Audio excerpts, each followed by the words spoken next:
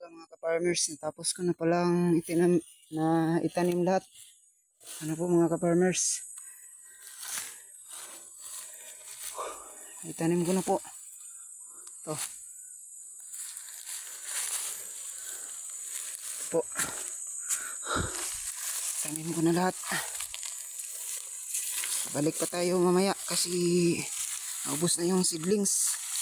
Kuha na naman tayo. Ito po,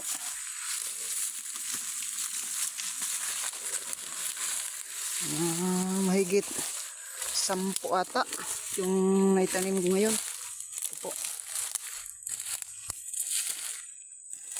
yan.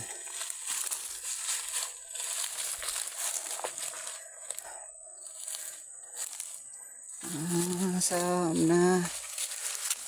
10 taon siguro mga ka-farmers.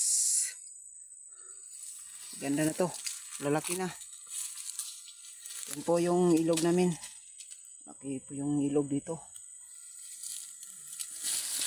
Pakita ko naman sa inyo po yung kita kong magandang tambayan pag gusto mong mag-relax.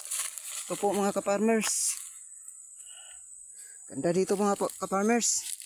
Ito mga ka-farmers, hindi ka po ditong maupo.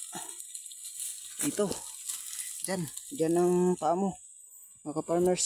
Nalagay yan, malaking puno mga ka-farmers. Ito po, lalim po nyan. Okay, yan, kalalim yan mga ka-farmers. Hindi lang masyadong kita sa camera, pero napakalalim yan.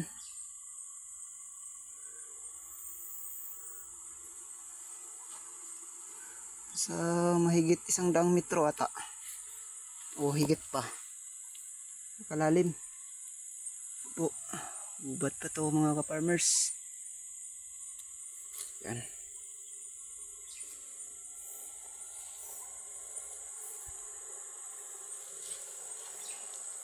Tana naman tayo dun sa kabala mga ka-farmers.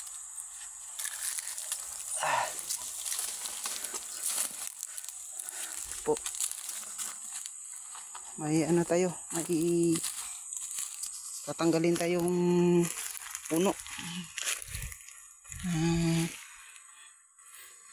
na ano,